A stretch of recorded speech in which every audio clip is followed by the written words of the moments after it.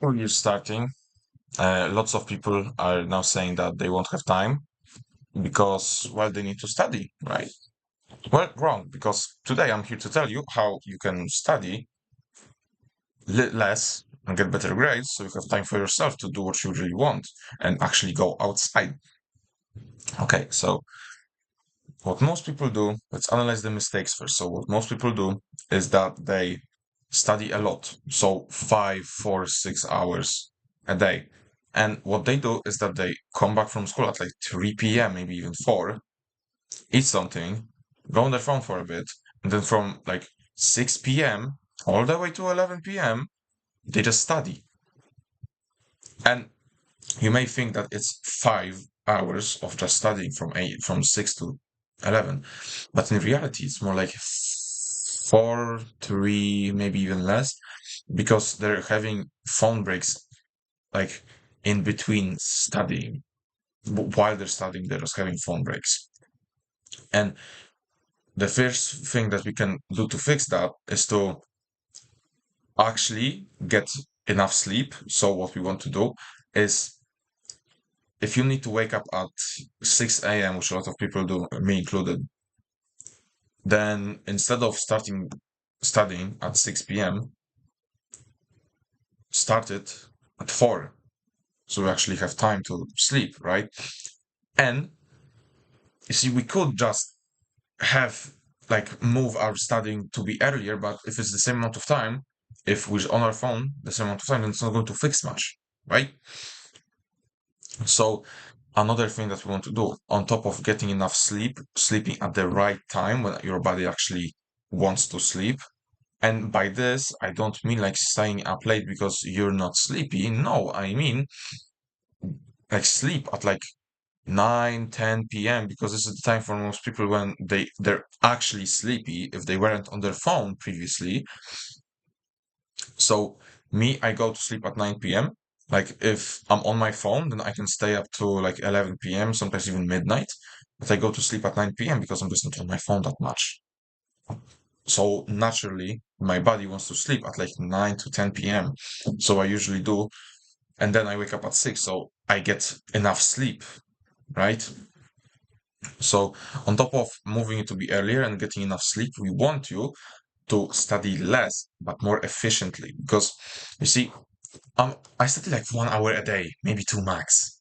But this is if I have a lot of exams and tests coming up.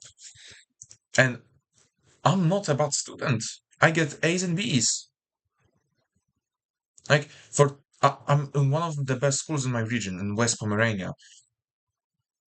And for 3 years in a row now, I was one of the best students in my class, which isn't a small accomplishment since I'm in such a good school. I'm not in a low profile school, but I don't really study much, right? And you don't need to either. Maybe you don't have as much talent as me, but that doesn't mean that you can study less, that you can't study less. So what we want is instead of just opening your book and just reading everything and then going on your phone and reading again. No, what we want is you open the book, you quickly go through all the sections that you need to study or all the material y- that you need to learn. Quickly go through it, mark out the keywords like with some sort of marker, maybe a pen, whatever. And then you want to write them down somewhere. There's an app, it's called Anki. It's very good for this. It's like you write them down and then you just only learn from those keywords because it eliminates a lot of empty space, which is in books a lot of the time. So you do that, then you take like a 10-minute break. Like once you repeat all those keywords enough that you know what they mean, right? So let's say you need to translate 5 words. So maybe it takes you mm, like maybe you need to uh, memorize them twice to actually like know what they mean, right? So if I have a word and then I like cover the translation and then I try to remember what it is, and I have to do that twice. Then if I do that twice and I actually remember what they mean now, then I can take a 5 minute to 10 minute break, like go to the toilet without your phone, or go outside for a quick walk, or go to your balcony, get a breath of fresh air, whatever. Nothing on your phone because time is going to pass faster than you realize, and instead of 5 minutes, you're going to spend 15. And then you go there again until the until you just remember them without actually needing to do anything. I do that. The way I'm explaining is convoluted, but it works, and I hope you can understand me. So we do that. This cuts down our learning time, studying time to like 2 minutes. 2 minutes, 2 hours instead of five, which is pretty good. And then you have time for yourself. You can research topics that you're actually interested in, like nutrition, like mental health, like whatever. You can go outside, you can explore, you can go to places that you haven't been to before. So, like, look, this is the map of my city.